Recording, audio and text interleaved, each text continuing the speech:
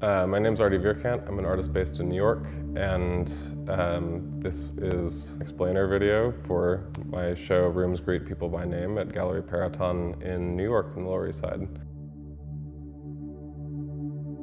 The show is comprised primarily of two distinct series, one of which is a series called Image Objects, which I've been engaged with more or less for about the last 8 years. The series comes out of an attempt to look at the moments of interstice between physical and virtual spaces and between material and immaterial objects, and to find how an art object can really live between those two spaces and be fully embodied in both physical and virtual space.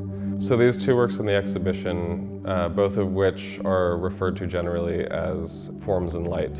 Both of these works function in a very similar way to these kind of ubiquitous computing devices, sort of embedded within them or possibly nested onto them as through a scaffolding. One of the works, for example, has audio recording device. This is the work Form and Light for Listening device, and the other quite literally wears a body camera on the back of it, but also could record the events that transpire in the room, though presumably by the time the exhibition has finished, the storage will essentially have filled up, and it will then become this sort of dead hardware on the back of this object that will forever contain this information. So one of those series is a series called Image Objects, which I've been engaged with for more or less about the last 8 years. It started as this attempt to find a way to work with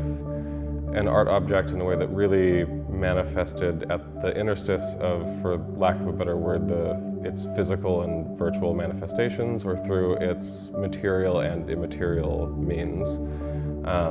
I was, I think, frustrated a lot by the way that objects, art objects in particular, in order to encounter them, had to go to a specific place at a specific time.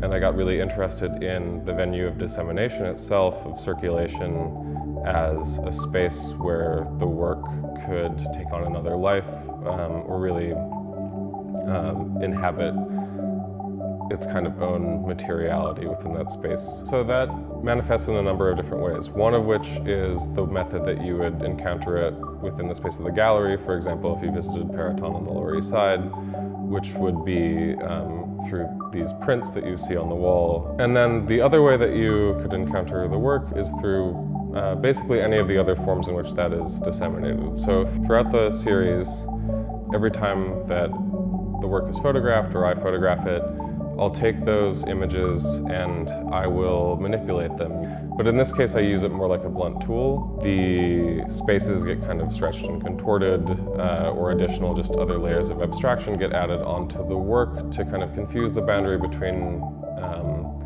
what you might think would exist in the physical space and what actually only lives within the realm of the circulation of the work and the photograph.